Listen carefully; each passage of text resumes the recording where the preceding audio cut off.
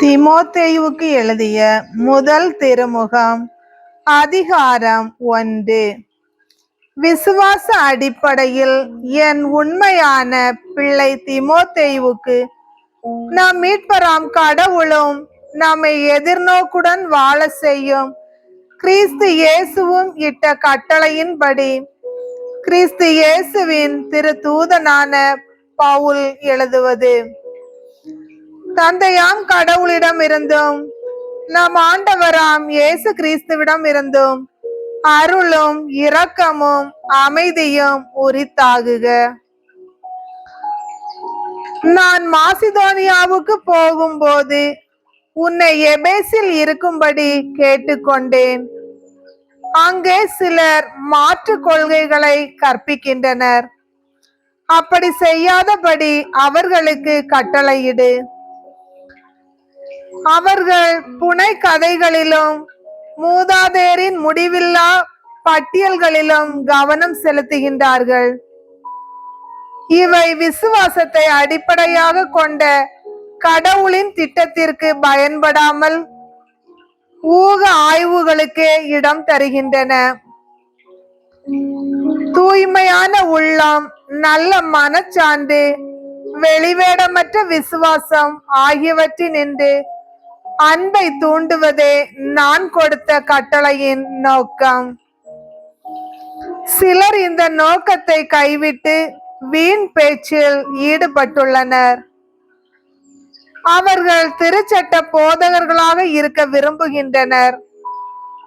தாங்கள் என்ன கூறுகின்றார்கள் என்பதையும் எவற்றை வலியுறுத்துகிறார்கள் என்பதையும் அறியாமல் இருக்கின்றார்கள். திருச்சட்டம் நல்லது என்பதை அறிந்திருக்கின்றோம். ஆனால் அதை முறைப்படி பயன்படுத்த வேண்டும். திருச்சட்டம் நேர்மையானவர்களுக்காக இயற்றப்படவில்லை. மாறாக ஒழுங்கு மீறுவோர், கட்டுப்பாட்டுக்கு அடங்காதோர், இறைப்பற்று இல்லாதோர், பாவிகள், தூய்மையற்றோர், உலக போக்கை பின்பற்றுவோர், தந்தையை கொல்வோர், தாயை கொல்வோர், பிற மனிதரை கொல்வோர், பரத்தமையில் ஈடுபடுவோர், ஒருபால் புணர்ச்சி கொள்வோர், ஆள்களை கடத்தி விற்போர், பொய்யர், பொய் ஆணையிடுவோர் மற்றும் நலம் தரும் போதனையை எதிர்ப்போர் ஆகியோருக்காகவே திருச்சட்டம் இயற்றப்பட்டது. இந்நலம் தரும் போதனையை பேரின்ப கடவுள் என்னிடம் ஒப்புவித்திருக்கிற அவரது சீர்மிகு நற்செய்தி. எனக்கு வலுவூட்டும் நம் ஆண்டவராகிய இயேசு கிறிஸ்துவுக்கு நன்றி செலுத்துகின்றேன். ஏனெனில் நான் நம்பிக்கைக்குரியவன் என்று கருதி அவர் என்னை தம் திருத்தொண்டில் அமர்த்தினார். முன்னர் நான் அவரை பழித்துரைத்தேன், துன்புறுத்தினேன், இழிவுபடுத்தினேன். ஆயினும் நம்பிக்கை கொண்டிராத நிலையில் நான் அவ்வாறு நடந்ததால் அவர் எனக்கு இரங்கினார். இயேசு கிறிஸ்துவோடு இணைந்த நிலையில் ஏற்படும் நம்பிக்கையோடும் அன்போடும் நம் ஆண்டவரின் அருள் அளவின்றி பெருகியது. பாவிகளை மீட்க கிறிஸ்து இயேசு இவ்வுலகிற்கு வந்தார். இக்கூற்று உண்மையானது, எல்லாராலும் ஏற்றுக்கொள்ளத்தக்கது. அந்த பாவிகளுள் முதன்மையான பாவி நான். ஆயினும் கடவுள் எனக்கு இரங்கினார். நிலை வாழ்வை அடைய இயேசு கிறிஸ்துவிடம் நம்பிக்கை கொள்ள இருப்போருக்கு நான் முன்மாதிரியாய் விளங்க வேண்டும் என்பதற்காக முதலில் என்னிடம் தம் முழு பொறுமையை காட்டினார்.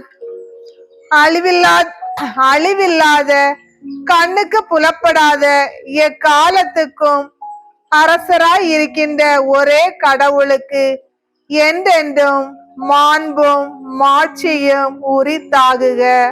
ஆமீன். என் பிள்ளையாகிய தீமோத்தேயுவே, உன்னை பற்றி முன்னர் சொல்லப்பட்ட இறைவாக்குகளுக்கு ஏற்ப நான் உனக்கு இடும் கட்டளை இதுவே. அந்த இறை வாக்குகளை துணையாக கொண்டு நம்பிக்கையுடனும் நல் மனசான்றுடனும் நன்கு போரிடு. சிலர் இம்மனச்சான்றை உதறி தள்ளிவிட்டதால் விசுவாசம் என்னும் கப்பல் உடைந்து போக செய்தனர்.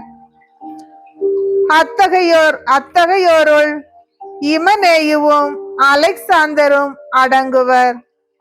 அவர்களை சாத்தானிடம் ஒப்புவித்து விட்டேன். இனியும் அவர்கள் கடவுளை பழித்துரைக்காதிருக்க கற்றுக்கொள்ளுமாறு இவ்வாறு செய்தேன்.